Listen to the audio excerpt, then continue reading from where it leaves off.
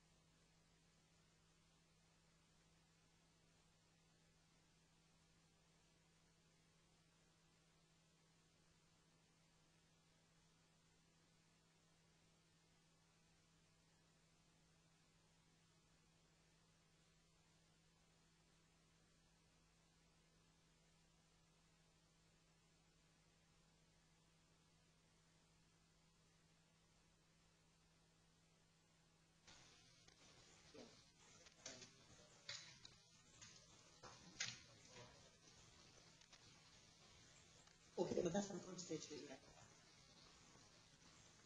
Yeah.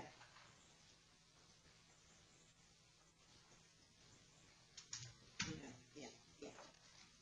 Yeah.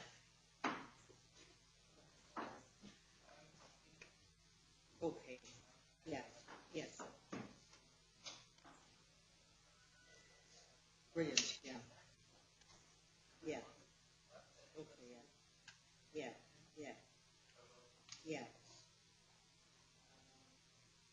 Okay. Yeah. Yeah. Okay. Well, that's all right then. I probably won't say an awful lot. Do much important on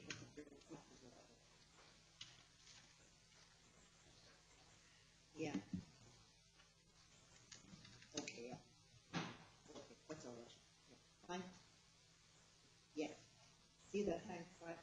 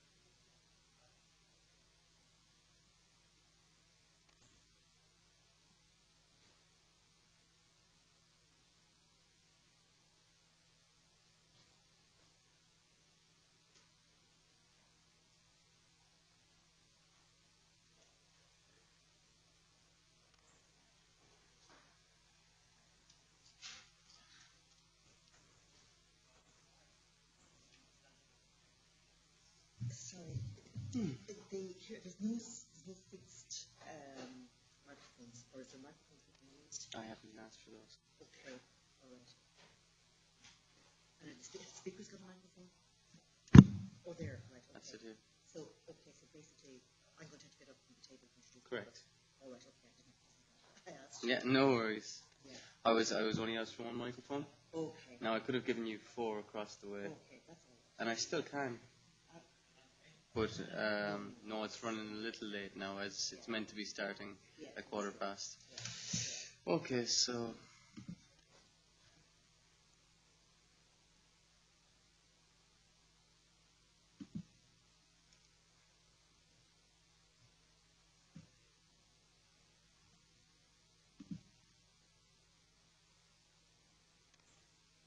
Well.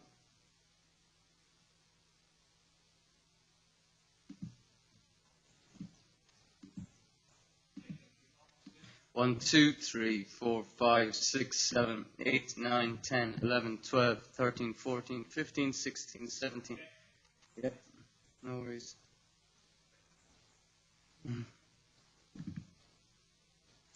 That's strange. I won't be able to provide the internet.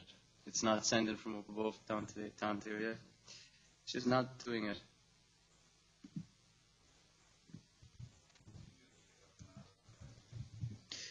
But I'm using it, yeah. Safer.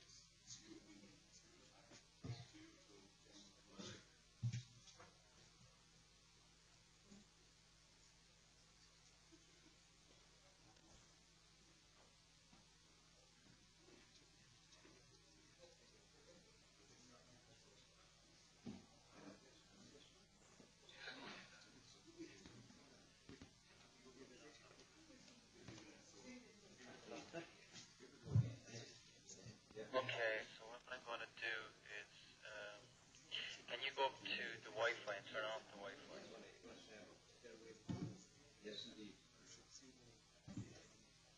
It's off. Turn it on now.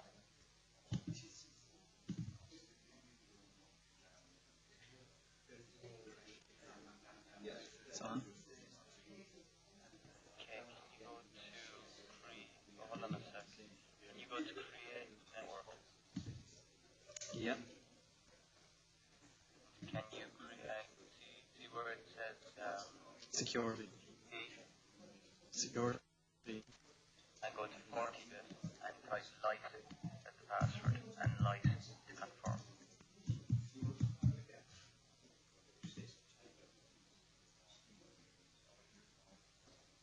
It's done.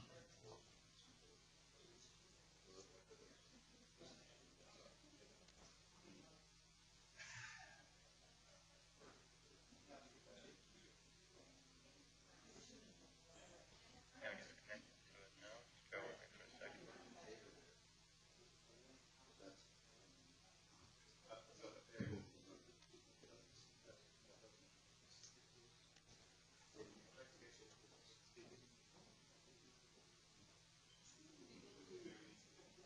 Okay, it's not connecting it from that end, so I'm going to have to disconnect.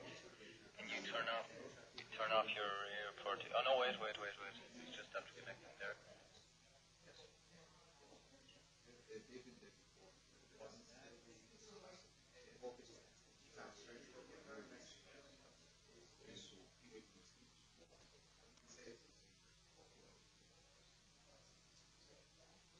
Okay, never mind. Turn off the Wi-Fi.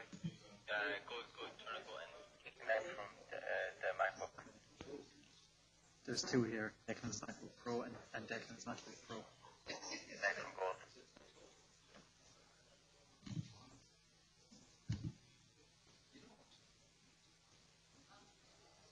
Well, one of them is ticked and it won't turn off. The Wi-Fi and turn it back on again. Just turn it off until it completely stops.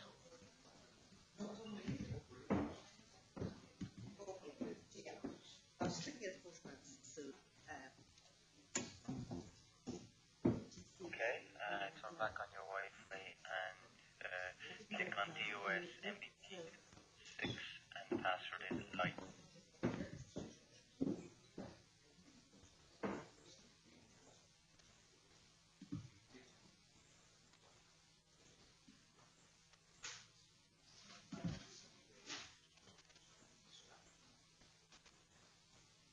That's connected now. Didn't ask for the password. That's probably because I had it before, so I'm just going to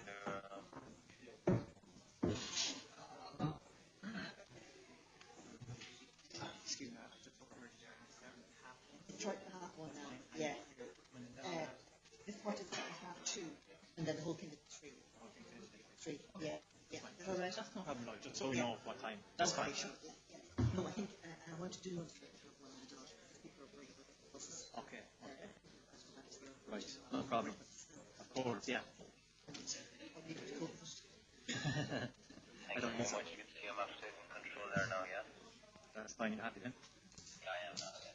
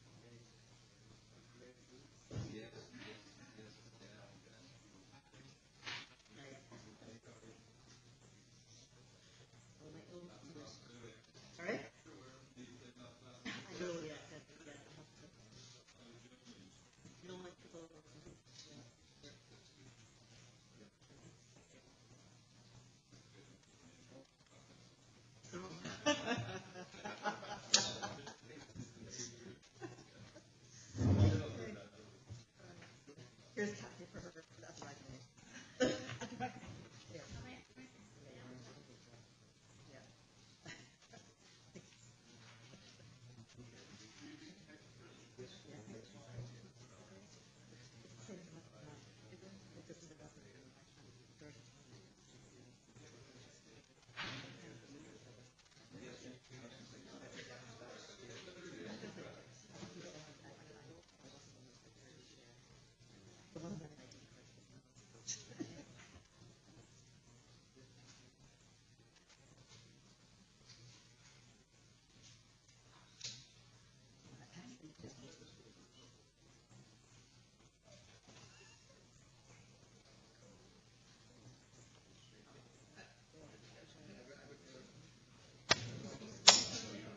No, I'm sorry, I haven't seen it. So the meeting is yeah.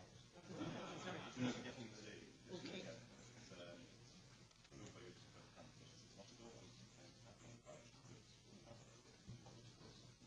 Okay. So we so it's not included. Oh, sorry. Okay. Also, we'll get it today. Oh, that's perfect. Oh, yeah. Oh, no, that's fine. No, it seems incredibly sick in the background.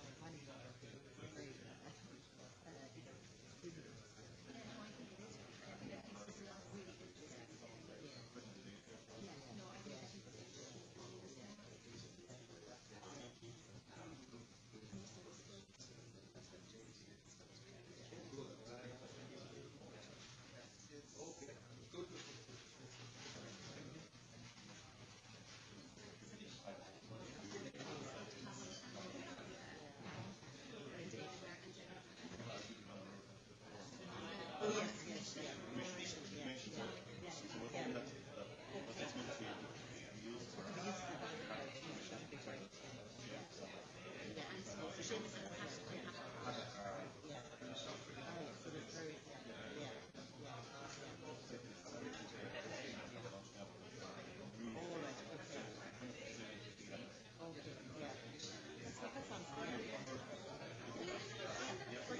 I was wondering, your proposal, something we're not going to actually be able to see. So I think, do you mind seeing that? Yes, I think that's what it is. Yeah.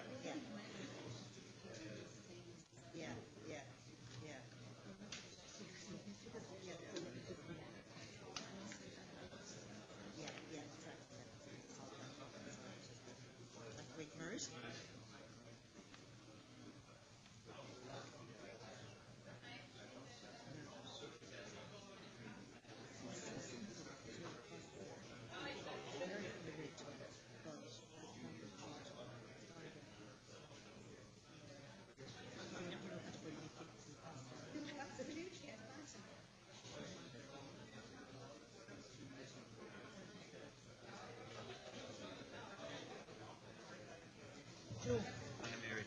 Well, is there anything we can do for you to make life easier while you're here?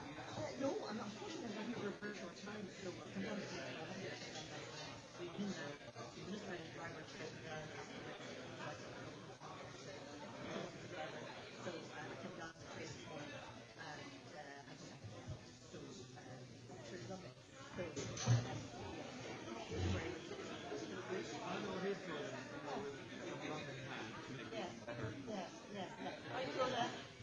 Well, do you know Joe? Do you know Claude?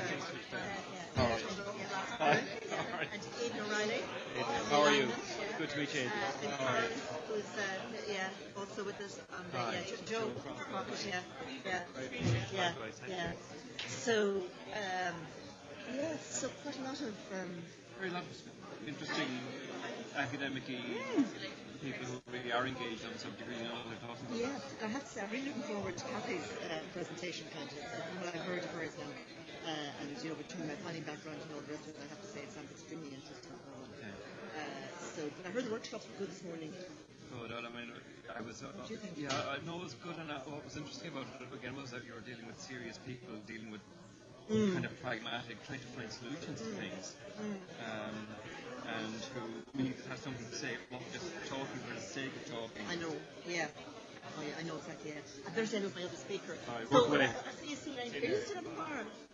You're still on our prior, you were, yeah, you were definitely, yeah, you're still on our prior.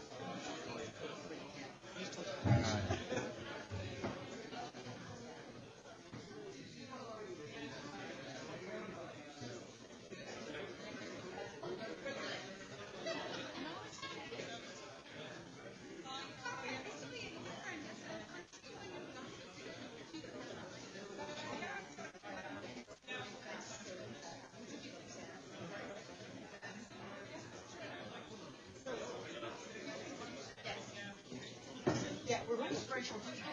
We're going to start, and I'm going to do, actually, I'm going to say very little, and introduce the speakers very briefly, but we're concentrating a bit on so, and then I finish that at 3:30. My job's for everybody off here by 2, and then the other one of the Right.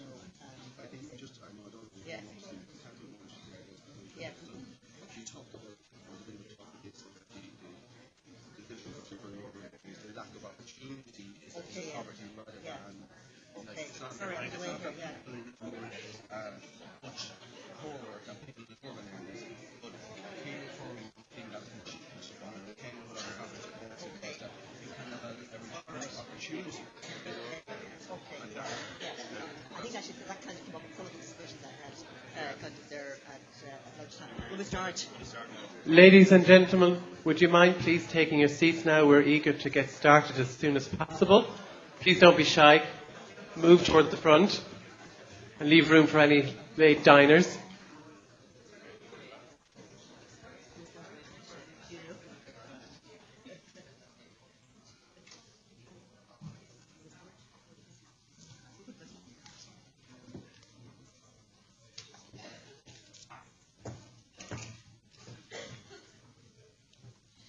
Good afternoon, and welcome to this afternoon session.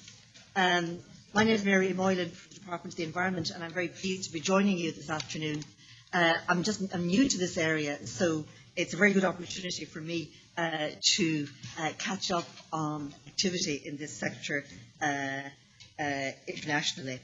So we are short of time. We're starting a little late, and we're determined to have you all out at 3 o'clock so you can get your buses. So I'm going to do very little in the way of introductions. The speakers will have 15 minutes each, and that will leave us with 15 minutes at the end for discussion, which I think is extremely important that we have that. So moving on quickly then, I'd like to introduce you to Cathy Walsh, who's going to speak to you about employment and unemployment in the Irish rural context. So Dr. Cathy Walsh has over 10 years' experience as an independent social researcher, and her academic qualifications as well give her an extensive knowledge of rural issues. She has a particular interest in the development of rural disadvantage. So I'll introduce you to, I'll hand over to Cathy now, and Cathy's got 15 minutes.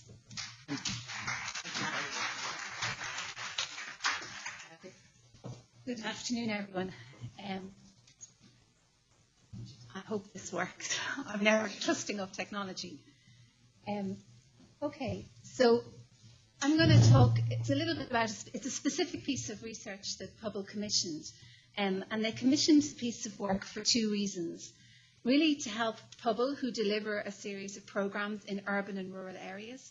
But this was to look at delivery of programs in a rural context and the variety of programs. And the second reason was to make a constructive contribution to government and to policymakers thinking about rural and thinking about the rural agenda and bringing the rural agenda into policy making. So I suppose it's intended as a constructive contribution to the programme delivery and to sorry, I'm kind of looking around this way. Back to you at the time. Yeah. Okay, so specifically, I suppose that's the kind of context and the purpose for the work. Specifically, we were asked to look at the nature and issues of employment, unemployment and social inclusion in rural areas. And we were asked particularly to focus on the period of 2008 to 2013 because we know everything changed here in 2008 with the economic and with the recession really. So and we were asked to look at the new data sets, and particularly in an Irish context, we had the new 2011 census data. And we had census data at a new level.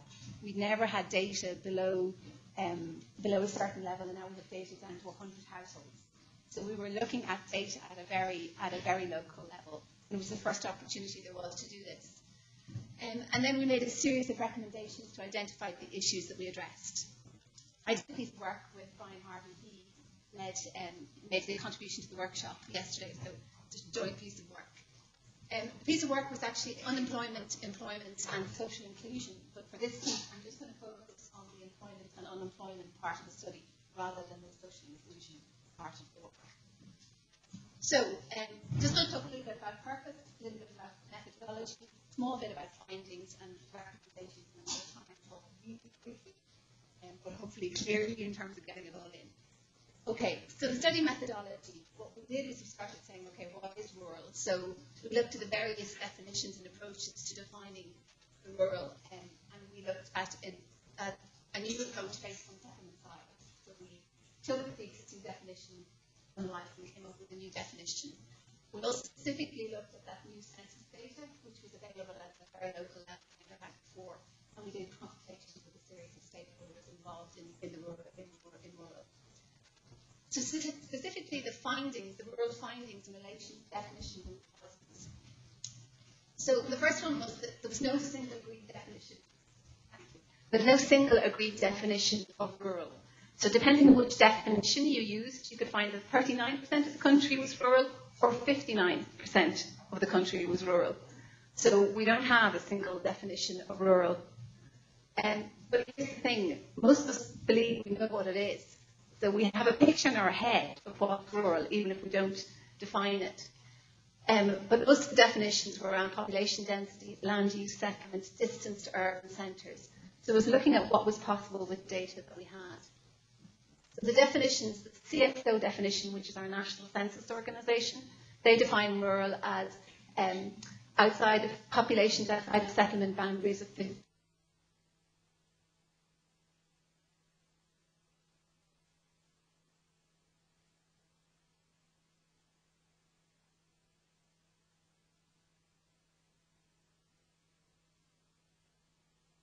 150 persons per kilometre squared, with areas and regions defined as predominantly rural or predominantly urban. And interestingly, the EU survey of income and living conditions have 8 categories, 8 mapping categories in an Irish context. So it's again different in terms of how to do it. Our conclusions, I suppose, or our findings were that the 1500 definition concentrates conversations about rural on extended rural areas, open countryside. So we really don't understand the connections between the open countryside and the villages and towns. We're not understanding that relationship. So what we tried to do was develop a definition using settlement size, so the boundaries of settlements. So what we came up with was a definition which was less than 3,000, which is exactly double the CSO's current definition. And a definition then of 3,000 to 5,000 and then over 5,000. So we looked at the census data with that. So we were shifting our lens from looking at rural areas to looking at the interaction between the larger areas. Okay, so the findings, current definitions are very narrow. At the policy level, our rural policy is out of date. Our last policy document, which is actually not enhancing, that's the national policy document. Yeah. It was produced in 1999. So as you can see, since 2008, we know we've had a complete change. We have a whole variety of rural initiatives with the Rural Social Scheme and the Rural Transport Programme, which are probably best known of them. But they're programmes, not policies. So we still need an overall picture of what we want for our rural areas. We need this idea of a statement. So if you think back to the European Commission document in 1990, 1988, Future Rural Society, or if you think about the OECD document, the New Rural Paradigm, they give us a shape of a vision. And we need to start thinking about the equivalence principle. You know, what services should communities in rural and urban areas be entitled to? What do we want for those areas? In terms of looking at a wider focus around employment and unemployment, we looked at the key policy documents, not just the rural policies, the wider policy documents. And we found in most of our national policy documents either no reference or only a passing mention of rural. So we looked at the National Action Plan for Jobs, the National Skills Strategy, the Enterprise Strategy, and our government changed in 2011. We went through all of the ministerial briefings for the new ministers with almost no mention again of rural. So we also have an absence of rural proofing. We had some rural proofing in the context of the last National Development Plan, but that wasn't particularly well resourced. But for all of those reasons, rural has slipped down the policy agenda. I mean, that's the key message from all of this analysis, is that rural has slipped down the policy agenda. Specifically in relation to employment and unemployment, I suppose rural unemployment and rural unemployment previously was probably, not surprisingly, agriculture, natural resources, and since the early 2000s, construction. And then small-scale manufacturing and public services. So obviously 2008, we had a massive fall in the economy, almost no employment in construction, and a fall in employment in most of the other areas, and embargo on public service recruitment. So since 2007, 2008, we've seen employment rise from 4.7 to 14.6%. We've seen long-term unemployment rise from 1.3 to 8.4. We've seen substantial out-migration. I mean, that's that has been our traditional safety valve. We've seen substantial out-migration, particularly of younger generations. And with underemployment of 22.7%, which is the third highest in the EU, and particularly an issue in rural Ireland, we know. We have percentage of people not in employment, education or training is the third highest in the EU. We also have the fifth highest youth unemployment. So you can see that since 2008, things have kind of slipped significantly.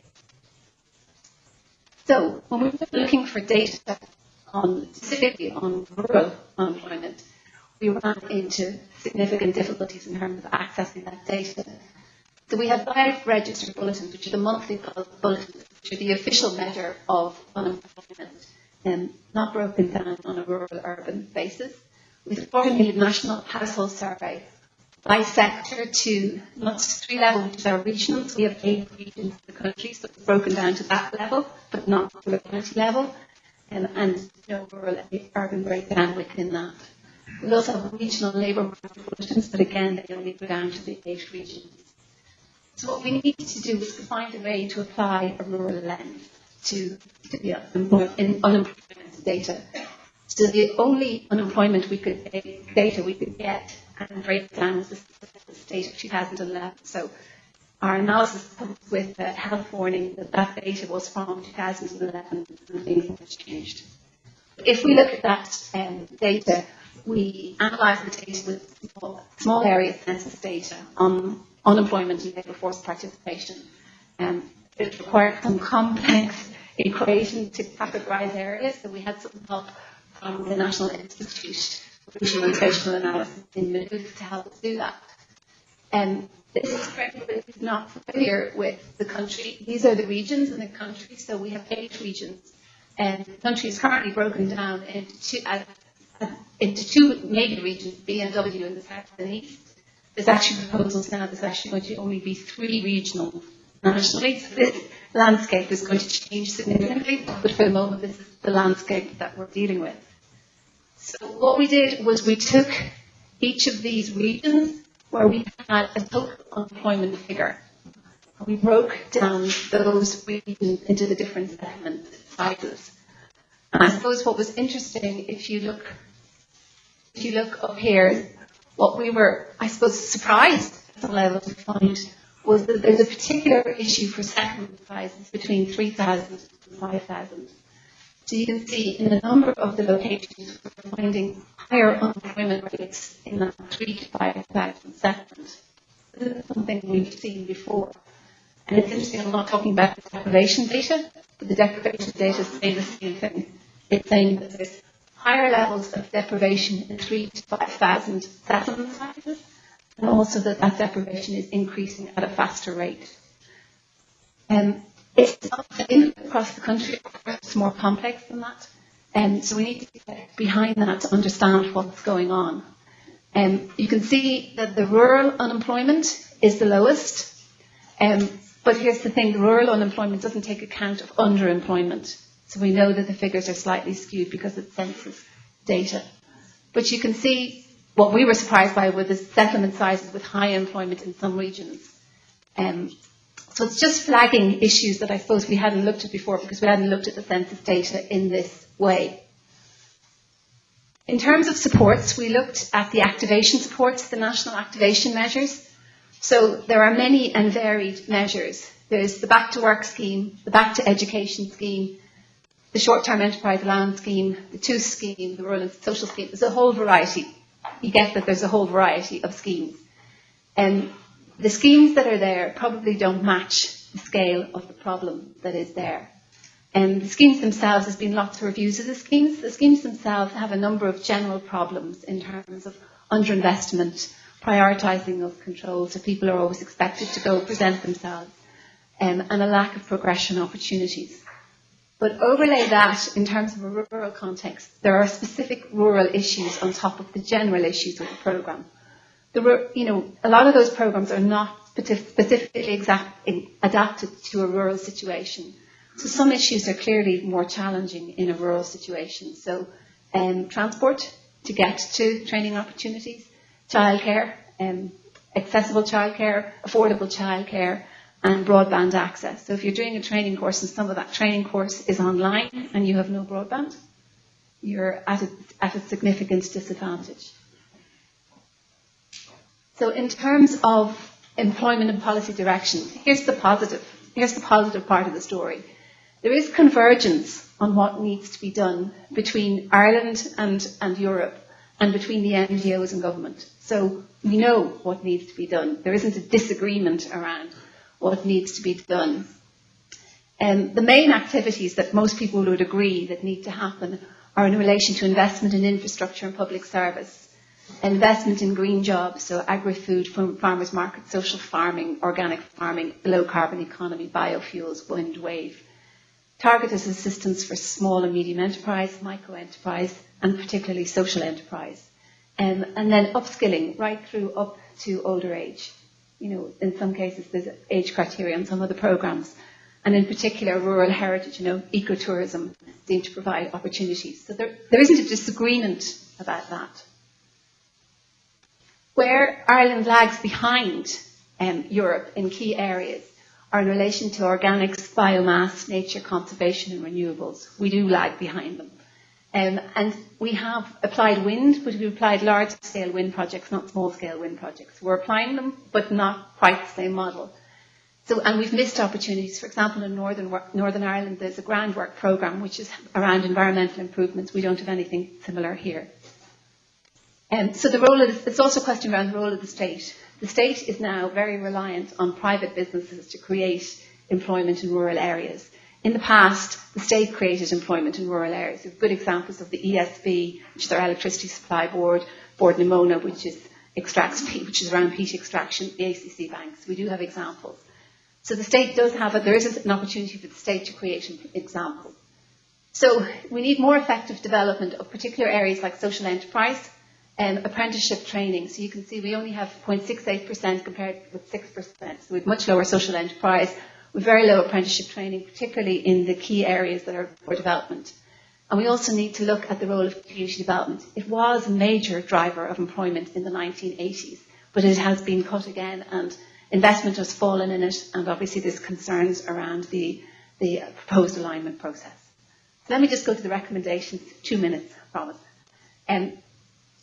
We need a broader definition of rural in an Irish context to look at how our rural economies are working. We need to particularly look at the issue of settlements of 3,000 to 5,000 because we think there's something going on there that we didn't know around in terms of employment and disadvantage. We need a new rural vision setting down the rationale and the equivalence principle for investing in rural areas. We need to think about applying rural proofing mechanisms enforced by a rural policy implementation group.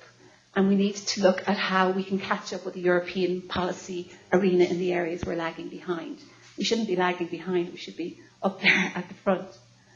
Okay, just in relation to employment and unemployment, we need to adapt our activation measures to a rural context, refocusing resources to intensive support and outreach, and in particular in a rural context, thinking creatively around childcare, transport and progression opportunities. We need reinvestment in apprenticeships and the jobs in the key areas I've identified already in terms of appropriate for rural areas. Investment in the social economy. We do think there's great scope for the social economy to provide more employment, and to look to reaffirm the value of community development, and specifically the proposed EU community-led local development programme being delivered at the Global Grant. We have a structure in place that we can use to deliver that, so it's a bit around making sure that we sustain that structure in order to be able to deliver that. And that's it. Thank you very much.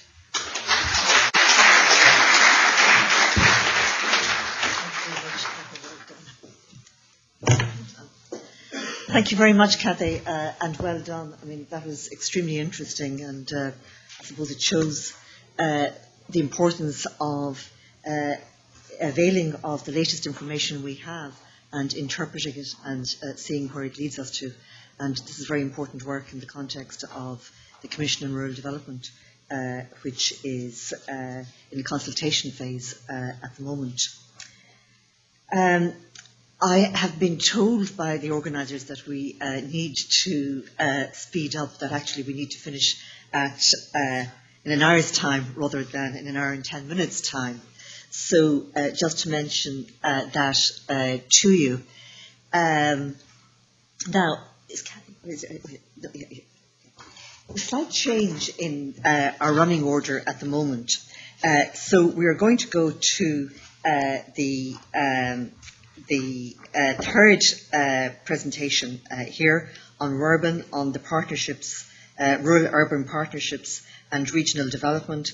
And our speaker is Betty Ann Bryce, who's a policy analyst with the Rural and Regional Development Division of the OECD. So Betty Ann, thank you very much.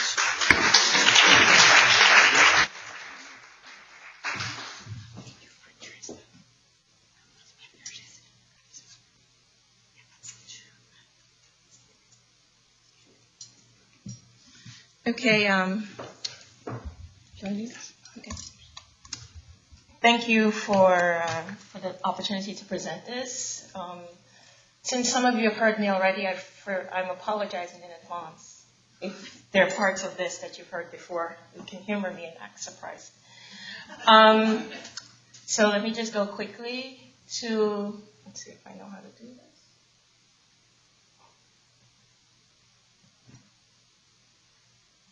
Oh. There you are. So I gave you one slide just to give you a brief overview of how we do rural, just because it might be unfamiliar to you. We simply do it in 3 different ways. We do targeted studies, we do horizontal studies, and we do conferences like this, but largely to test issues, to test what we call hot issues on rural. So it's really just to bring folks together to tell us what they think is going on in rural and to see if what we're thinking is in line with what's going on out there. So, for example, the new rural paradigm that was referenced was one of our first kind of horizontal work, but then we do rural policy reviews in different countries. And all of this adds together and is going to be the foundation for the discussion. So we start with, So we start with 2 things. The first is we have this idea about what the rural economy is, but we wanted to test it. So we got some policymakers to come together to talk to us about what the modern economy is, which is really the urban economy, but we can call it the modern economy. So what are the kind of key factors about the modern economy?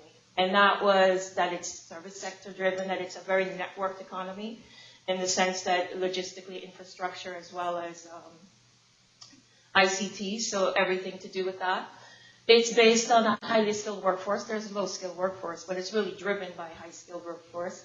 It's driven by innovation, it's driven by productivity, and entrepreneurs and small, medium enterprises create the jobs. So that was kind of our starting point for thinking about the economy. Then we wanted to know, where does rural fit within the modern economy? I mean, is it modern, and what's happening there? So we took a stock of that, and we saw that for rural areas, and I'm overlapping with what's already been said, but The employment is in services and manufacturing, but it's low end. We already know we have an aging issue. It's not as well networked infrastructure-wise, so in the different areas we talked about. And there are SMEs, but they're not often, they're more low growth. So then we have this idea, what does a modern economy look like? How do we modernize the rural economy? And there's probably a sexier way to say that, but we'll go with that. And so we have what we call the new rural paradigm, which set the framework for thinking about these issues. And the new rural paradigm is not new. It really was just based on the work we've done. We tried to identify some trends in rural areas to try to understand where countries are taking their rural policy. Where did they start from and where are they going? This is very familiar to most of you. It's this idea of moving to, we saw that countries were moving towards competitiveness and looking at making rural areas more competitive, which is fantastic. This idea of looking at rural businesses and the rural economy as being a bit more holistic and not just agriculture. Taking an investment approach to rural areas, which is important because it's about not just giving money, but trying to really target the funds, target money to what makes sense for this particular rural area, so it became a bit more place-based, a bit more targeted. And also moving from a kind of top-down approach to a multi-level governance approach, which is decisions being taken at the right level and all the key stakeholders and actors were going on. So this is something we took stock of in 2006. It's not relatively new, which is why we should kind of get rid of the new part. But the idea was this is where we were. But then I want to point out that this was qualitative evidence. This was not based on any kind of statistical analysis. This was based on the fact that we went to these countries, we talked to policymakers like yourselves, and this is what they told us. So then we decided that we needed to test this with some data and some evidence, and that's the next work. And that you have the promoting growth in all regions. This is more quantitative. It's based on a 2-year study in 23 regions. It was finished last year and launched.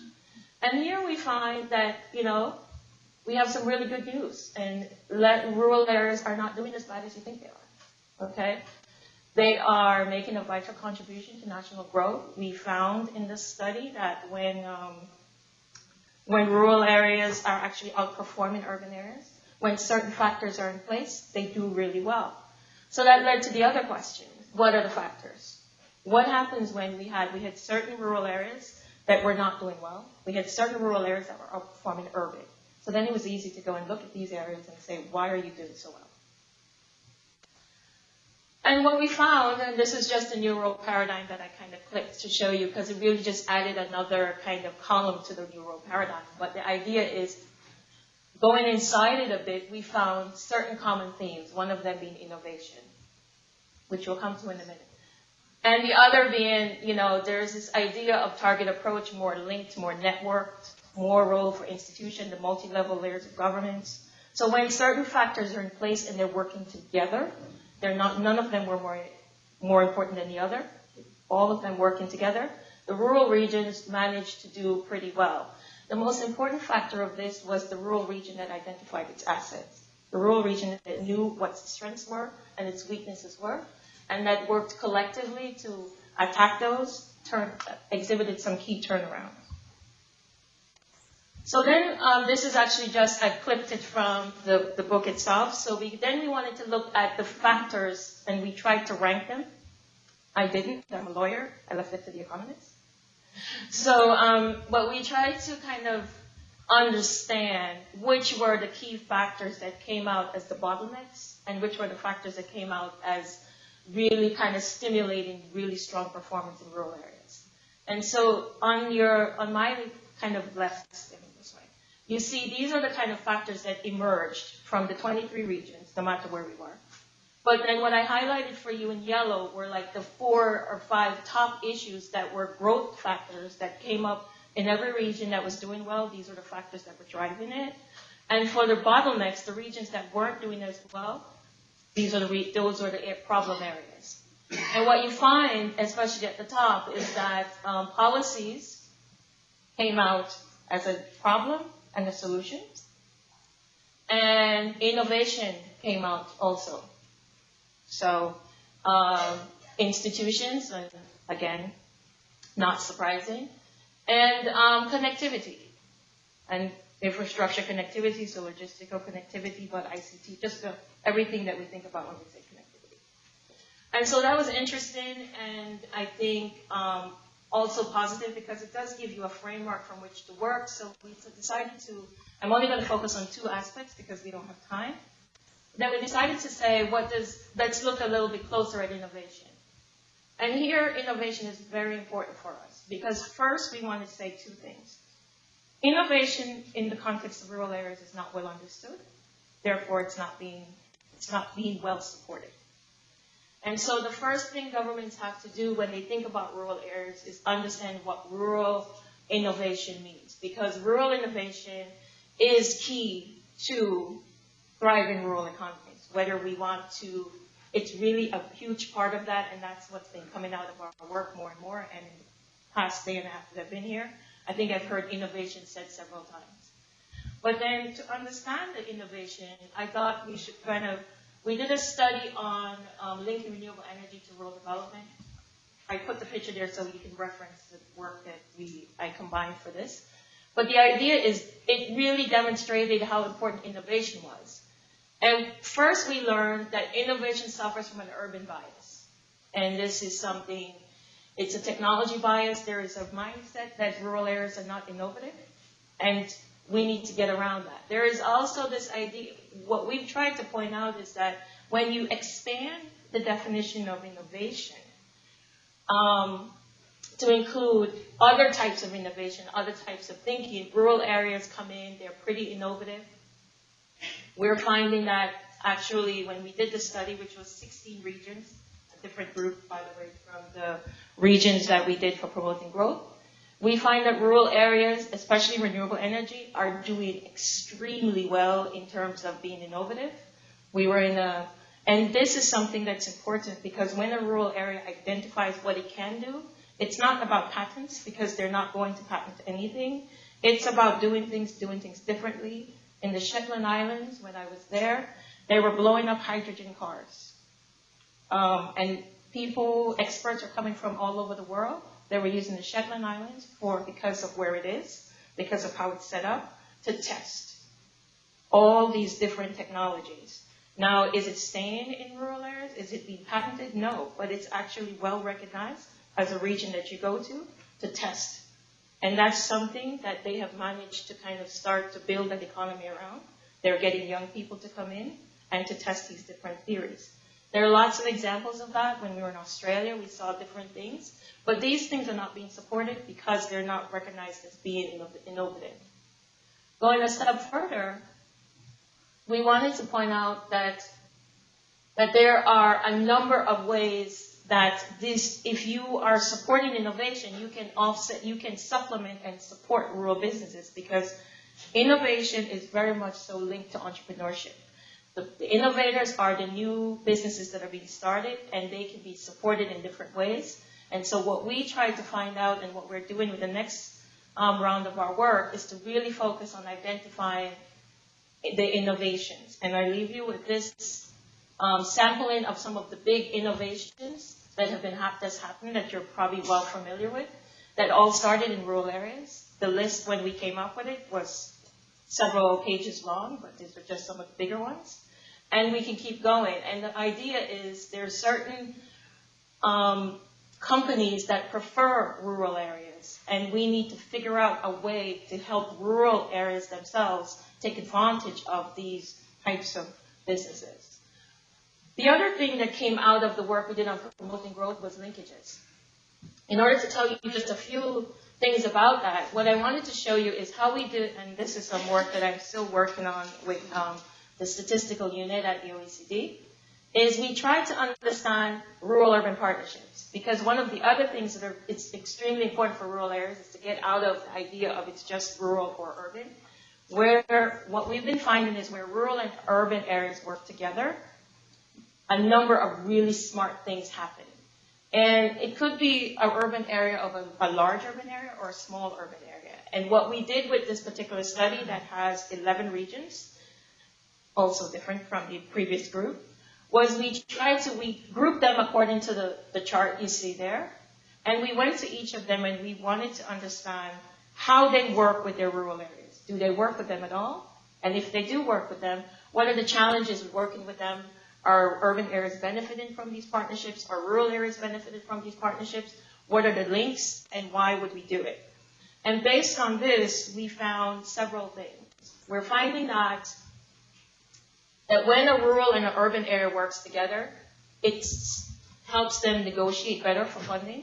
It helps the actual territory itself grow and work together. It even works well in sparsely populated rural areas, because there again, we're talking about, even if the urban center has only 40,000, but then the kind of rural hinterland, and I say hinterland, but I know someone said yesterday, hinterland is not, we don't use it anymore.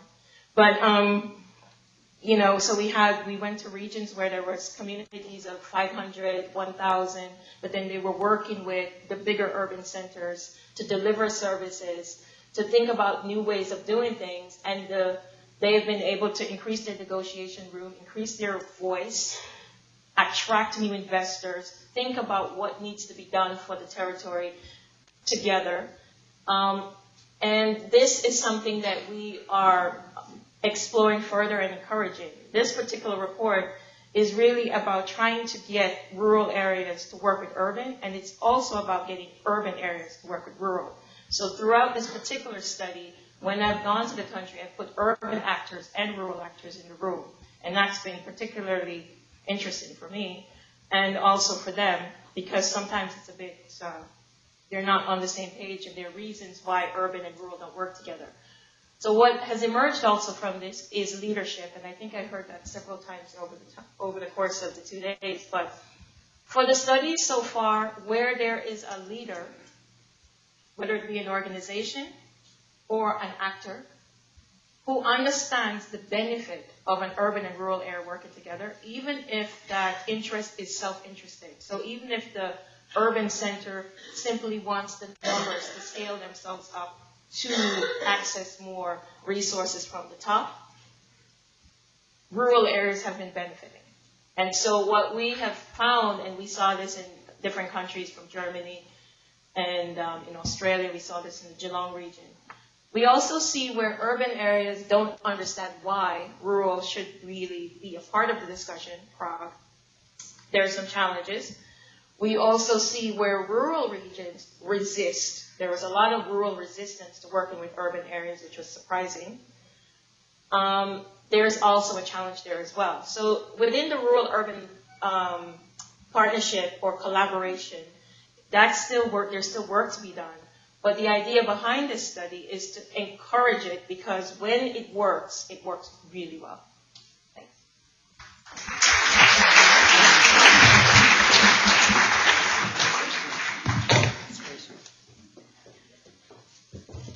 Thank you very much, Betty Ann. I think it was extremely interesting to see a review at an international level following on from the Kathy's study, which was more particularly in relation to one country. Our next speaker is Sally Sinclair, who's the CEO of the National Employment Services Association in Australia. Sally, you're very welcome. Sally is going to speak about regional and rural and remote employment strategies, the Australian experience. Thank you very much.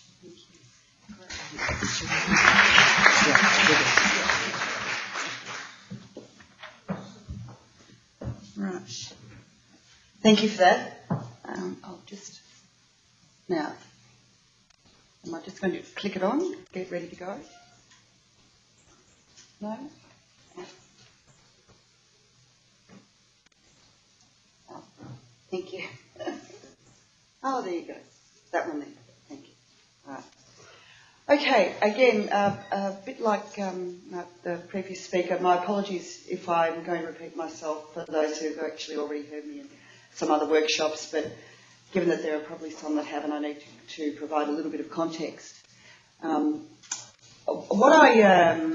I'd just like to sort of start by explaining that I'll talk about the employment system, the employment services system in Australia in the context of regional, rural and remote strategies as it relates to Australia. And also there's a terminology which I'd like to be clear on here. We would talk about metropolitan, regional, rural and remote. So we probably don't use the terminology urban, rural. For us, just broadly, metropolitan is a big capital city, regional is about somewhere between sort of 50 to 100,000, rural would be 10, 20,000, maybe smaller, and remote is anything from sort of 2 people to a few hundred. I mean, there's a sort of a broad range, but we don't probably tend to use the terminology urban. In Australia, the employment services system, the public employment services system, is fully contracted out and has been now for 15 years. So we've got 2 models in Australia. We've got a remote model and we've got a non-remote model. So that's everything that is metropolitan, regional or rural. And our members deliver services all over Australia. So in the non-remote areas, across the 2 main programs, Job Services Australia and Disability Employment Services, there are roughly 350 organisations delivering services from about 3,500 sites, plus there's outreach on top of that. And that excludes the remote footprint, which I'll talk a little bit about as well. So all of the services, both the remote and the non-remote, are characterised by a very sort of individualised approach, services wrapped around the individual. They're obviously very outcomes focused, which I've talked in some of my other discussions about, where whether it's remote or non-remote, you're basically paid for getting people into work or self-employment on a sustainable basis. There's obviously a strong focus on matching skills and the labour demand and supply issues. And in addition to the actual contracts, there's quite a lot of additional targeted resources. So in the contracts themselves, they're written in such a way that the government of the day can pull the levers. So if they wish to sort of incent particular or drive particular behaviours, or there's certain trends that are not tracking like they would like them to track in the context of the delivery of the contract, then they can actually enter into contract variations, which are generally not a lot of negotiation, more take it or leave it. And we have had contracts which typically go for 3 years where we've had up to 15 contract variations in one contract. So it's a very dynamic contracting regime. But the contracts are also typically supported through quite specific initiatives. So we can have targeted industry support, so structural adjustment packages, which particularly might relate to regional locations where companies are closing down, and there's a sort of quite a range of interventions that are then available to transition those workers into alternative employment. There's cohort-focused initiatives, and in the context of remote Australia, a very strong focus on Indigenous employment. And also we've got sort of quite a long list of geographically targeted initiatives in a context of a country the size of Australia, which is actually the largest island in the world and the 6th largest country in the world. So we've got, in that context, things like disaster response packages, where we have, cyclones or floods or bushfires, and we need to sort of mobilise a workforce pretty quickly to respond to the emergency, both sort of a paid and voluntary workforce. And in Australia, we actually do have a federal minister for regional development, transport and infrastructure, because regional Australia is such a big part of Australia. And in that context, we've had the establishment of regional development authorities who are responsible for sort of economic and workforce development in a given region, of which there are 55 across Australia, and sitting within those authorities is a regional jobs and skills coordinator. We've also got 20 priority employment areas in non-remote Australia, and they are identified as the most disadvantaged regions based on a whole range of indicators. And obviously skills-focused initiatives as well.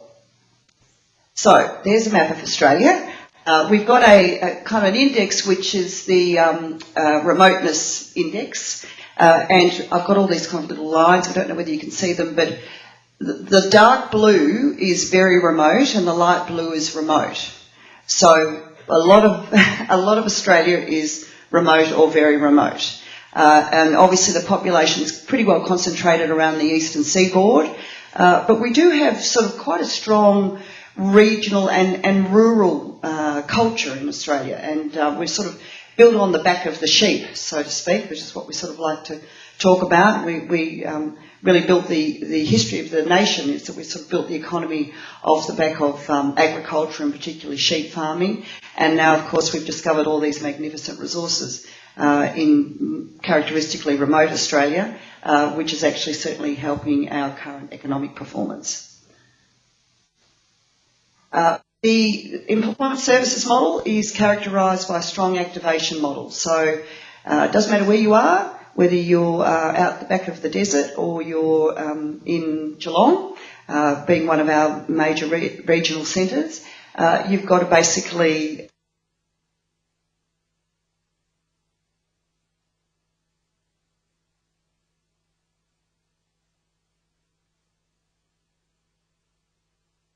level of innovation in terms of actually getting people into the service. We've got providers who've got their own pickup trucks and they basically go out and round people up and, you know, service them out under the coolabah trees in the desert. So it's certainly a lot of innovation in the system.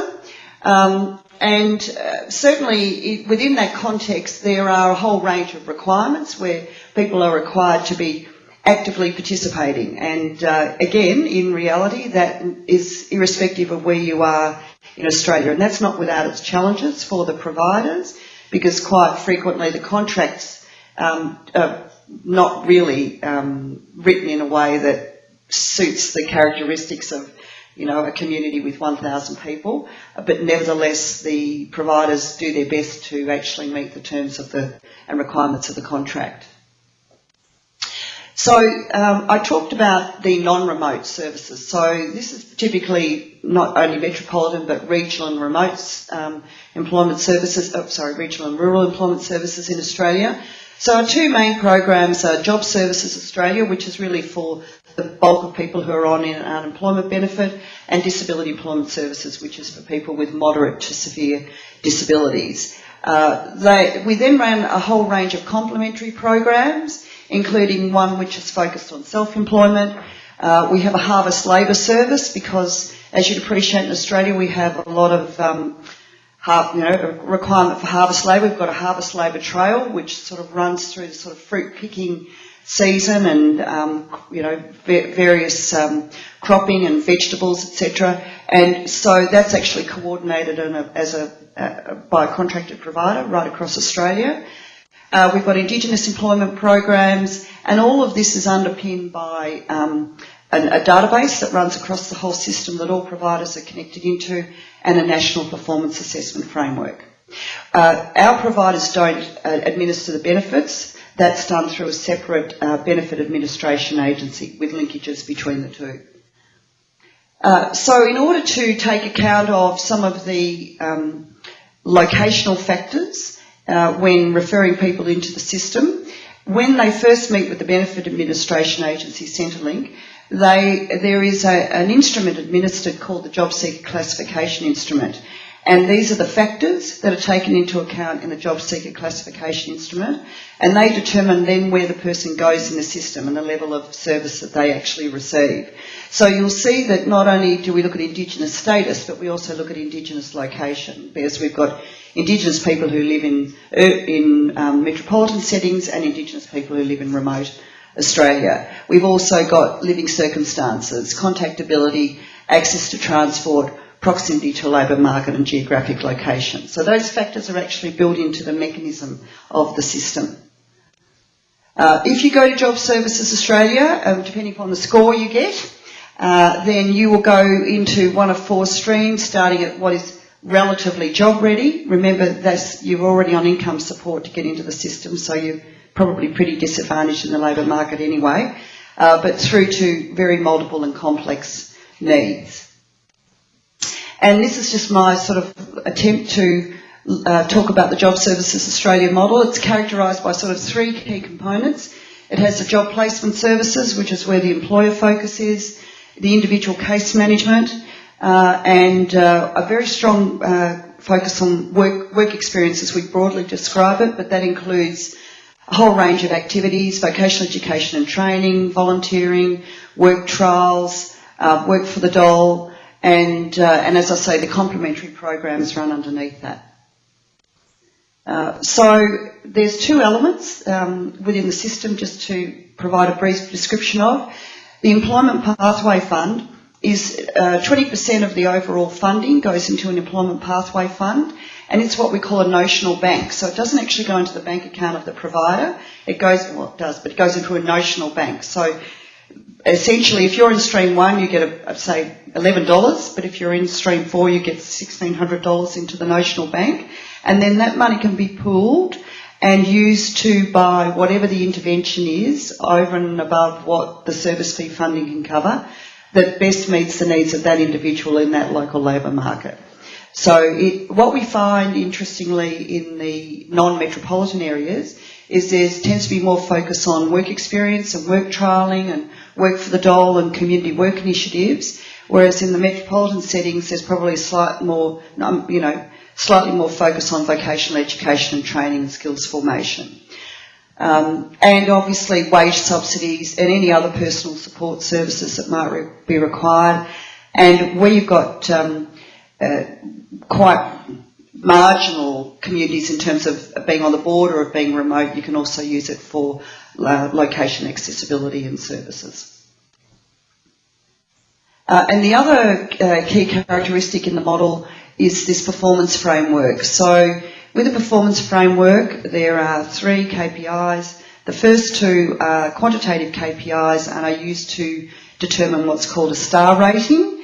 And the star rating then is you have a numerator, so how many people you place into a job and how many you keep in a job for 13 weeks and how many people you keep in a job for 26 weeks is what basically determines the numerator.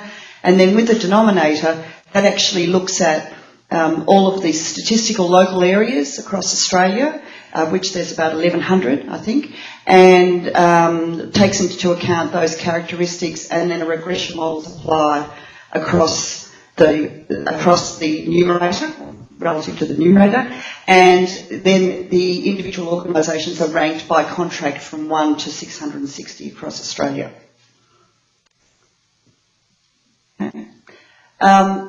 So that's the mainstream model, a very quick roadmap.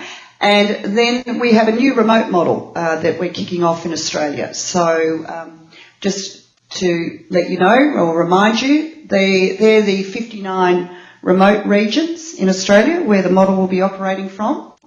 And this new remote model is actually been formed by rolling together or tying together 4 different programs: Job Services Australia, Disability Employment Services, the Indigenous Employment Program, and an historical work experience program called the Community Development Employment Projects, which have been in existence for Indigenous communities for about 40 years.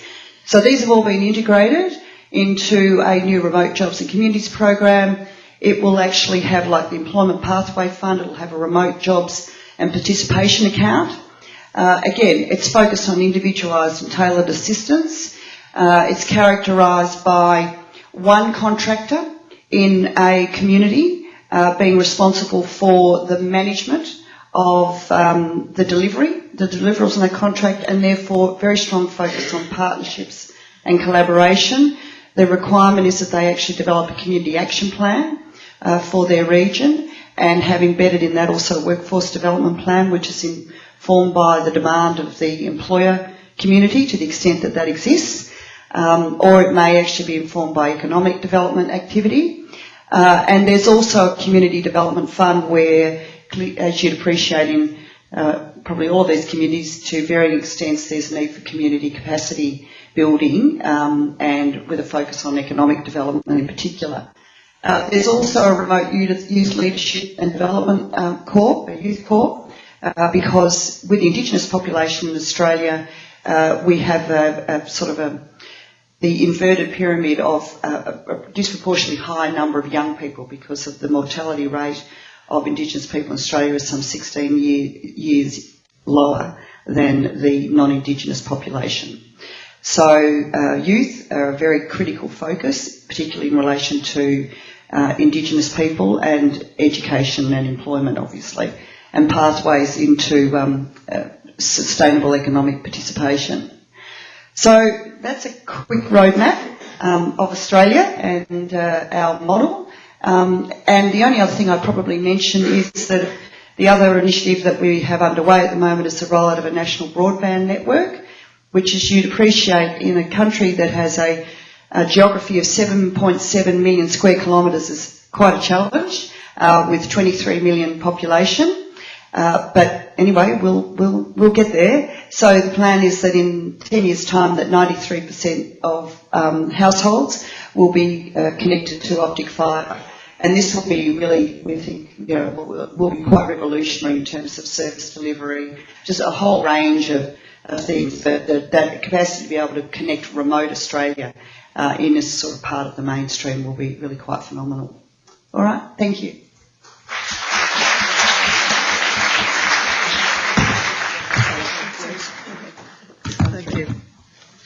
Thank you very much, Sally. I suppose her definition of remote and the definition in Australian circumstances is very different to how we describe remote here. And I suppose it shows the importance of sharing experience. I think I'm going to be bold, despite the instructions I have. It seems we've had three fascinating speeches and papers, and I think it would be wrong if we didn't give people an opportunity to ask some questions. So if we could have a few questions, briefly. We've had three very different papers, and if there are issues that occurred to people from it, if we spend 5 minutes on questions, I think it would be very useful and beneficial. Here, sorry, could you... Thank you. If you could give your name, please. Sorry. My name is David Douglas. I'm at the University of Guelph in Canada. I'm Irish and work between Iceland, Ukraine, Poland and Ireland and various regions in Canada. I found the three presentations very, very interesting and very timely.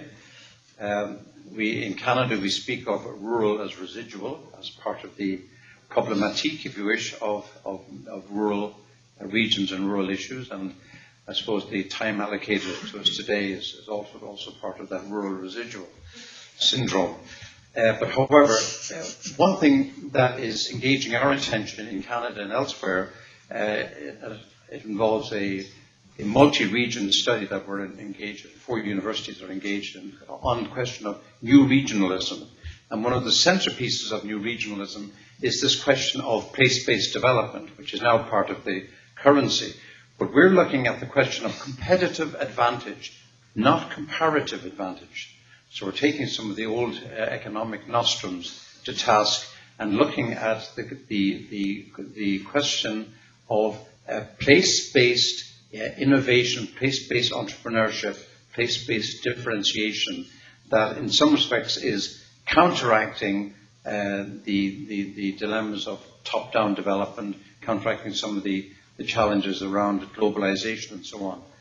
And we're really putting a lot of stock in the opportunities of place-based development that really is indigenous, and we're addressing the challenges of attaching the large policies to the local areas and so on. The literature over the last 10 years has addressed this. I heard some mention of this in the three presentations, but I didn't see a lot of emphasis. I didn't hear a lot of emphasis on the question of place-based competitive advantage. Thank you very much. It's interesting to get the Canadian perspective on this discussion today. Another speaker, Stahib. Thanks. I'm Anastasia quickly from the National University of Ireland at Maynooth. I'm also actively involved with the United Nations and the Council of Europe in a number of human rights and development initiatives. And first of all, I would just like to thank the Irish colleagues and the OECD for a very stimulating and interesting, not just session, but also conference. I like the term remote that was used. I think even in the Irish context, we could sometimes do with using that term as someone who comes from not a town, not a village, but actually rural Ireland, as I choose to describe it. I think it's a useful term. I just want to make 3 brief comments. First of all, I noticed in the session this afternoon and throughout the last 2 days extensive use of the term community development, which I welcome very, very much. But I would like to also encourage maybe a greater focus on the process and the tasks and the methods that actually lead to real community development and inclusive and equal and rights-based outcomes for people. I think that, in our concern, and I think it's a right concern, to look at outcomes and to look at achieving the outcomes that you're looking at here, the process that makes those happen and the people who need to be included in it can be ignored. And could I actively encourage OECD colleagues who have the status and the clout to ensure that these processes are furthered and advanced, that becomes part of it. Secondly, I was very interested in the presentations, but I have to say that I did note also that the people who live in rural areas are also men, women and children, come from different classes and from different backgrounds, and I'm wondering how, in terms of these discussions, and I'd invite comment from the people who made the presentations about this, those differences, as well as the real class differences in rural areas, can be included in a way that makes sense for the sorts of policies that you're trying to implement for the future. Thank you very much. Thank you very much, Anastasia. Well, then perhaps if any of the speakers would wish to reply to any of the points that were made by the 2 comments from the floor. Sally. In relation to both of those comments, observations, certainly there is a very strong focus on place-based in Australia. It just is a little hard to capture it in kind of a 10-minute run-through. The notion of competitive place-based, though, I think is quite interesting. I couldn't say, in all honesty, that that is enshrined in a policy sense, but I think it's inherent in our culture to be competitively place-based. But certainly there's a whole range of policy and program mechanisms that are driving a place-based approach, and that new remote model that I was talking about is very much a very strongly place-based focused model, where obviously it's not just about employment services, it's about actually getting the whole region actually operating and getting people into work and staying in work and being productive. In relation to the class issue, well, by any measure on a scale in terms of Australia's social indices, Indigenous people are highly disadvantaged on every indice. And I think that what we see and what we've seen increasingly is the importance of, and again, this remote model is a good example of that, is actually that's driven and owned, if you like, not in a legal sense, but in a moral sense, by the actual Indigenous people in those local communities. Yeah. Thank you very much, Sally, for that. I think we'll have to leave it here at this stage. I mean, obviously, it is a fascinating discussion, and unfortunately, we have run out of time. So I'd just like to thank the 3 speakers for 3 very interesting papers, which I think have provoked a lot of thought for all of us. And just on my own behalf, to thank Pobble and the OECD for organising this very interesting conference. So could I hand you over now for the closing remarks to Jan Hendeliowitz, who's an advisor at the Danish Department of Employment and who's the chair of the OECD Lead Committee. Thank you very much.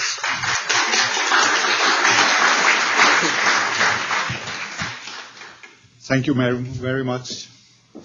This has indeed been 2 very, very enriching days, and I recall last year in Berlin, at the last forum meeting, youth unemployment was the main topic, and austerity was the cloud over it all. And I don't think that there was so much hope and light at the end of the tunnel at that time. But actually, I think after these 2 days, I think that we can see light. If you look at the development in Ireland, actually, I think that you have really managed to handle the situation in a way that it seems as though, even though you have had your difficulties with actually managing your economy, things are going forward now. And if you look in general in Europe and also in the US, you will see things are changing. But actually, if you look at the situation now, I think that there are main characteristics that we can define now that are important. First of all, well, we had youth on the agenda last year, but now, as in the beginning of the Commission, actually presented the Youth Opportunity Program, which is actually backed by not only words but also substantial resources, meaning that at least in Europe now, the youth guarantee is now in place, and we hope that it will be implemented to the benefit of the young people. And I'm think that's one of the most important steps that we have taken in Europe for a long time. Secondly, I can also say that it seems as though, and your minister yesterday actually mentioned that as well, that it's important to look at how we develop the capacity of the local communities. And in order to do that, I know in Ireland, we have done that in my country as well, in Denmark, you have to look at the administrative structure. Can we go on with having very small localities and expecting them to take responsibility? Can we go on with having different local regional structures that are not compatible in order to make institutions work actually closely together to direct the challenges that we actually have? And I think we know that some of the solutions when we talk about actually installing growth and job growth go through the local and regional initiatives and policies. Then we also need to have localities that actually have the capacity to live up to this responsibility. And that takes very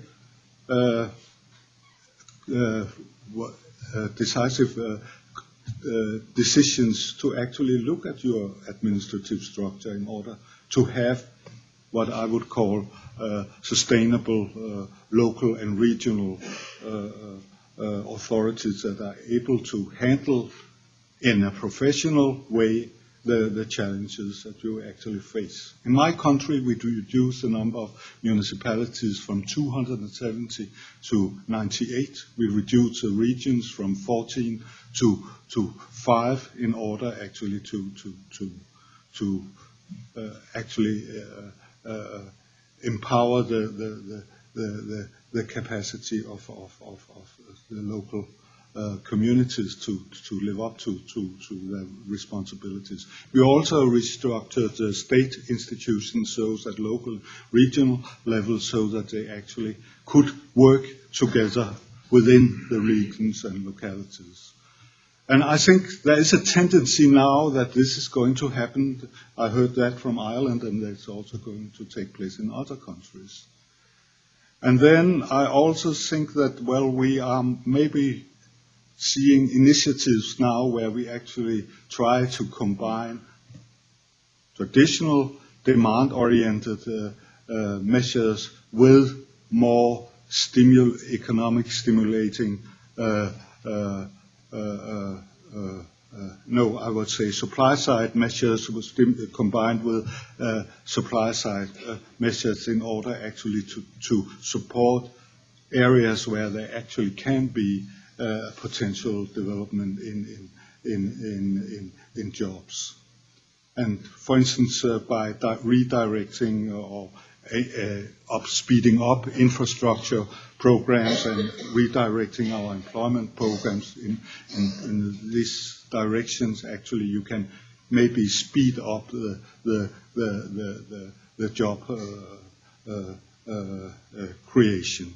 So there are actually changes, and I wouldn't say changes, but actually signals that we are gradually changing our policies and also giving, actually empower the localities to actually handle in a coordinated way, and actually also we see initiatives, and we have seen this during the 2 days initiatives, where the different sectors are actually working much more together, and in some areas actually they are merging, which is also important. That we are breaking down silos, not only at national level, but also at local level. So, well, I think there's light at the end of the tunnel. I think we can say that now. But there's also a lot of things to be done. Actually, I think there's hard work in front of us, and most of us are responsible for that in our countries. And I think we have to live up to this responsibility. We have been given a responsibility that is very, very important at this time. So this is my message to you, that, well, we have to keep on the hard work, but at least we can see that things are changing now to the positive. Well, I would like to thank, first of all, the organizers of this event, and as usual, the Irish have lived up to your reputation as excellent hosts. It's a pleasure to be in Ireland. At least as a Dane, we like your very relaxed and, on top of that, very effective way of doing things. That's fantastic. But I would like to thank the Department of Environment and for communication and local governments. I would like to thank the Department for Education and Skills. I would like to thank the Department for Social Protection and the Department for Children and Youth Affairs. And I would also like to thank our partner, POGO, which we have worked with for so many years. Thank you so much. And then actually I would, as you can see, hand over the depeche to Sweden, actually. Next year, Sweden, the Public Employment Service of Sweden, together with the Association of Local and Regional Authorities, and in association with WAPES, will take over the event. So we are looking very much forward to see you all in Sweden next year. And you can see here the dates. Thank you so much.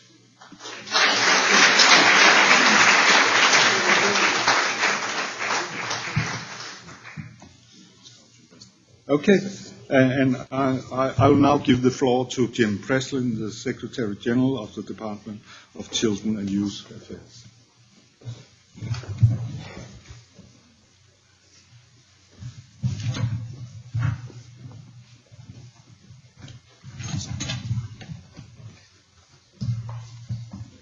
Good afternoon, everyone.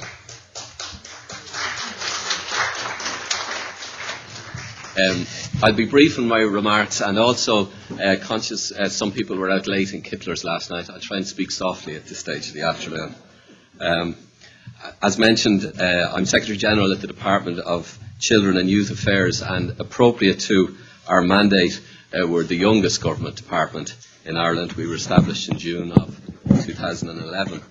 And while I've listened over the last 2 days, the parallels have struck me with the type of work that we're seeking to engage in, with the philosophy that you brought to the conference and to your own activities, particularly the multi-sectoral dimension to that, and the effort to try and join the national with the local. And I think they were features of all of our discussions over these last 2 days. The responsibilities of the departments stretch from areas such as family support, working with communities around families, child welfare and protection, early education and preschool services, trying to put the foundations in at the earliest stage, youth justice, school attendance and youth programmes. And as I say, in our approach to working on an intersectoral basis, one of the areas giving the overall mandate of the department that we identified that we would like to work with other lead government departments on was the whole area of youth unemployment. And I want to thank the OECD for their support and their expertise in our endeavours in that regard.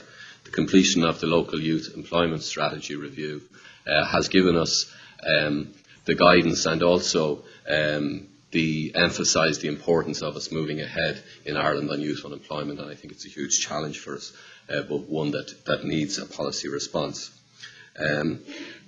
One of the reasons why it is of such importance is perhaps not as commonly understood, but we are a young country, although you wouldn't know it from the historic surroundings we're in today. Over 25% of our population is under 25. So we have a great advantage if we can use our young people and use their talents and use their creativity to come out of this recession with tremendous potential. We have a much younger population than is standard for European countries, and in our youth unemployment workshops, somebody made the point, which I think is valid when you think about youth, that youth now is a much more protracted period in one's life than it was, particularly when the real struggle is to get a job with a career at the end of it. That is now moving well into 30 and beyond in terms of some young people. So 40% of our population, 41%, are below 30. So we have a really important challenge for us there. And as I've mentioned, youth unemployment within such a large proportion of our population is a real social menace for us at this stage, and one that requires both national and local level responses. One advantage that we have in that regard is the quality of our education and the quality of the experience that those young people have been through. So 90% of young people now complete their senior cycle to leaving certificate. That is over a period of about 10 years up from just over 80%. So we now have young people with significant levels of education, and 2 out of 3 of those young people go on to third level education. I make that point because I think another issue that arose in some of the youth unemployment workshops was the issue of trust. And there really is an issue when young people have accepted the bargain, which is to study hard and work hard and put themselves through college, when they are faced with the disappointment of not being able to find a job. So I think there is an issue there. People in this morning's workshop talked about examples of cities and regions that have been honest about that and have put the evidence out there around that. Particularly Barcelona was referenced, and I think there is something about not over-promising in this regard. We have a lot of work to do, we have a lot of policies to put in place, we have a lot of services to put in place, but we need to be upfront and honest with young people and not give them promises that we can't deliver upon. I was at a EU youth conference 2 weeks ago, which Ireland hosted under the EU presidency, and a speaker on the platform said that we risk a lost generation of young people in Europe. 5.7 million young people under the age of 25 unemployed. There were more young people at that conference than there are at this conference. It was the culmination of a structured dialogue with about 11,000 young people participating across Europe.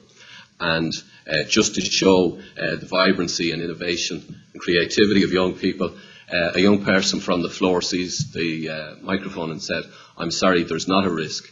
We have it from where I'm sitting. We have a lost generation." So I think that does give something of the urgency of the response. It's fine for us to take as long as we usually take, but in doing so, there are whole periods of people's lives that they're missing out on. So this really is an urgent requirement, although not an easy one. At that conference, the EU Commissioner Vasilou noted that we have 2 million unfilled vacancies in Europe at the moment. So we have this mismatch between all of these young people with unemployment, with lack of training and so on, and these 2 million vacancies, and many of them in areas of skills shortage. So we really have a huge endeavour to change our education and our training systems to work with young people to try and match them to the opportunities in what is a very dynamic and evolving situation. And we also have a requirement, I think, to give them something more than any job. I referenced their education levels and the type of bargain and promise that they're working from. And that is something more than a low-paid, dead-end job without a career. I think in a number of our conversations, the need to try and build their capacity for the future and the type of evolving future that is required is something that the education and training systems need to continually adapt to.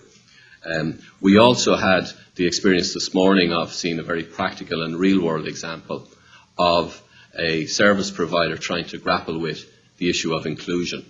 And I think, and this was discussed in yesterday afternoon's workshop, the challenge that in this environment with so many experiencing youth unemployment, and certainly in Ireland that's the case, and I know it to be the case in a number of other European countries, the risk and the incentive for people to concentrate on those young people who are nearest to the market is a great one. And in doing so, to leave behind the most vulnerable young people who traditionally get left behind. And I think, again, that lack of connectedness will be a key problem requiring much greater resolution than training if we allow that to fester.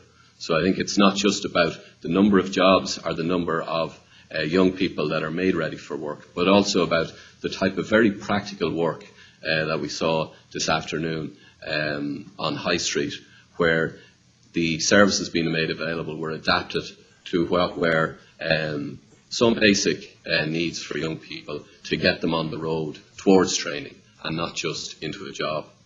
So we have many models to develop before we get it right. Reference was made to the Youth Guarantee, and I think there are some promise at European level and some at national level, but we are not there yet in terms of a properly thought out strategy. The other feature, I think, of the proceedings has been the emphasis on local action, and that local action should be interagency and joined up. And I think there is great promise in that, and there's great ability to deliver on the work that a lot of communities and a lot of regions are already active on. In the department, returning to the role of the Department of Children and Youth Affairs, we have responsibility for youth services, youth work services. And those services actually are in touch with 400,000 young people in Ireland. And I think there is something in us trying to adapt all of the services that we have to the challenge that we face. And I've been very heartened by the response of the voluntary youth services to the challenge that they see amongst young people.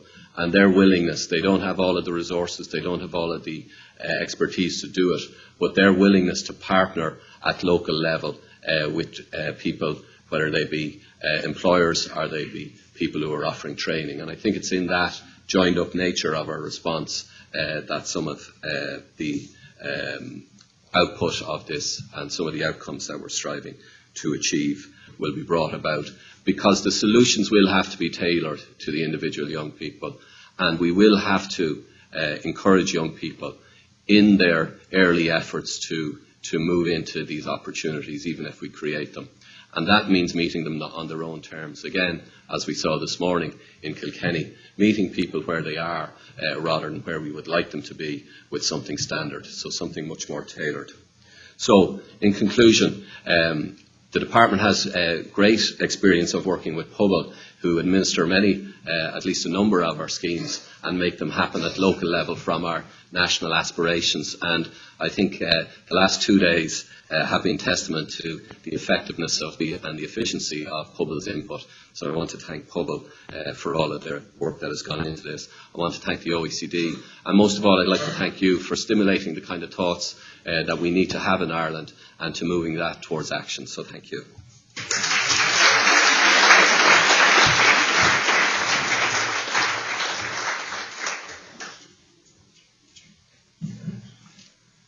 Okay, thank you very much. As chairman of Pobal, it falls on me to try and bring the whole thing to a close, and I'm told as quickly as possible because people have trains and planes and everything else to catch.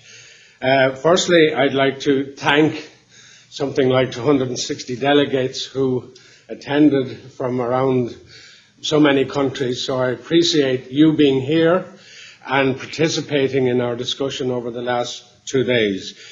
I mean, implementing change, a local agenda, it's a big subject.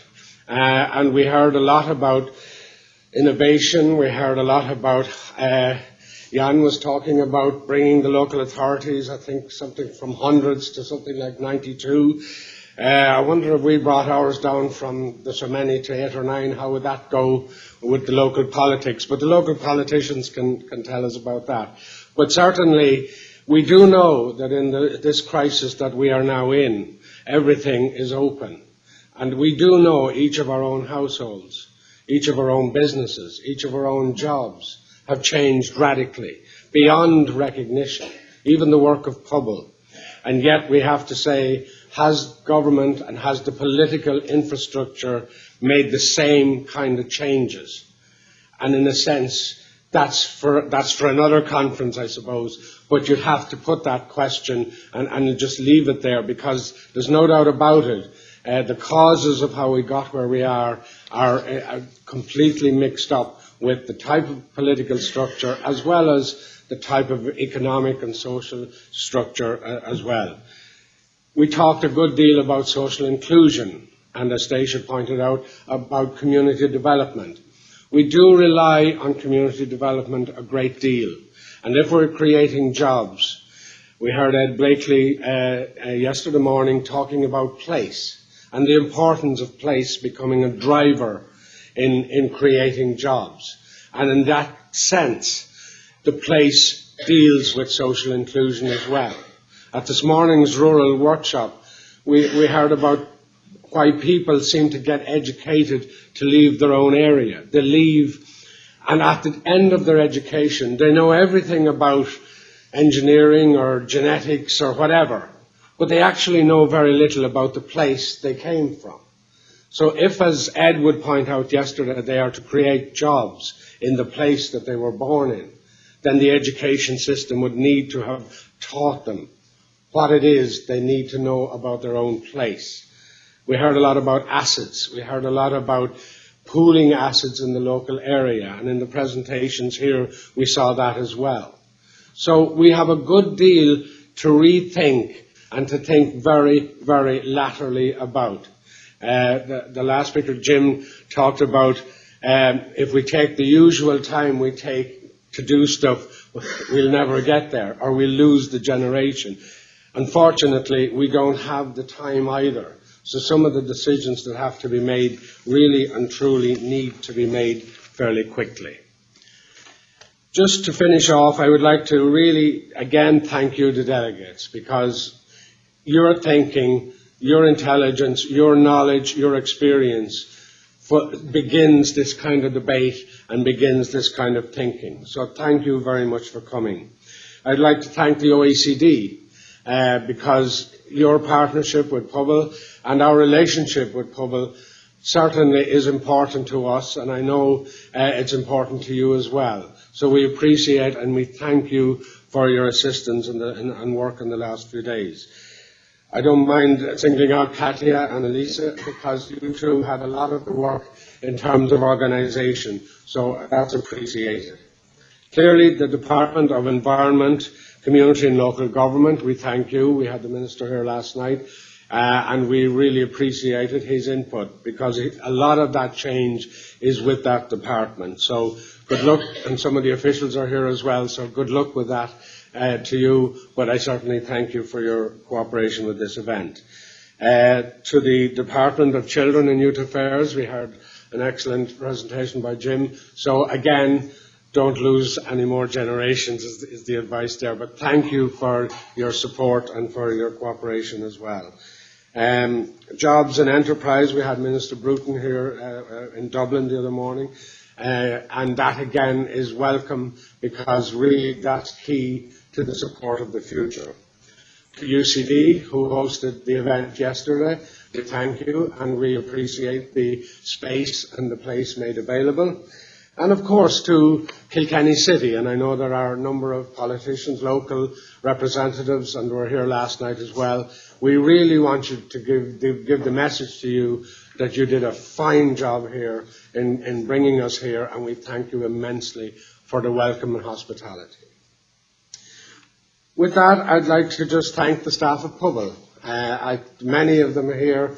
Dangerous to get too much into names, but people have been commenting on the logistics, so Majella, you take a bow for that, and Emma, who also assisted hugely in bringing this conference together. And if I start thinking or forgetting any more names, I get into bigger trouble. So just to say to the staff of Pobal, they're waiting for this, would you just give them a round of applause?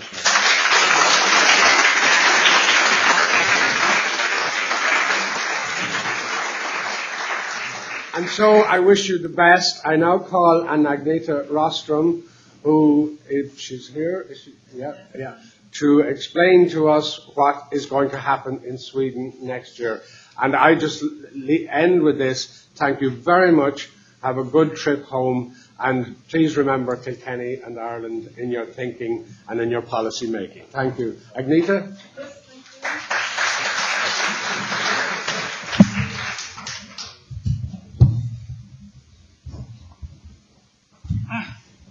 So here we are, two representatives from Sweden. My name is Agneta Rostrom. I'm working for Public Employment Service Organization and is also a member of the lead directing committee. And by my side, I'm Tor Hatlevold. I work at the Swedish Association of Local Authorities and Regions, and we are a partner in the Lead Partner Club.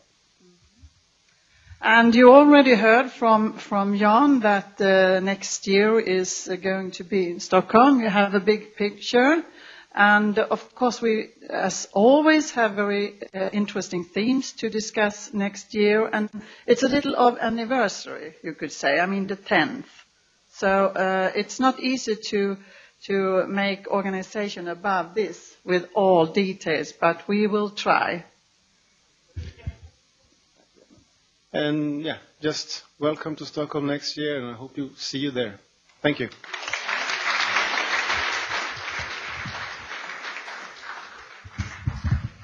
Okay, just one final word.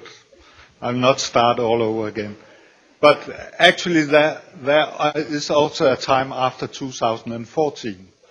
And actually on behalf of LEAD, I would really welcome countries to begin thinking of perhaps be hosting the next event after Stockholm. So please could you consider whether it would be something that could be relevant for you. At least we would welcome very much that you give your proposal to us. Then. Thank you very much.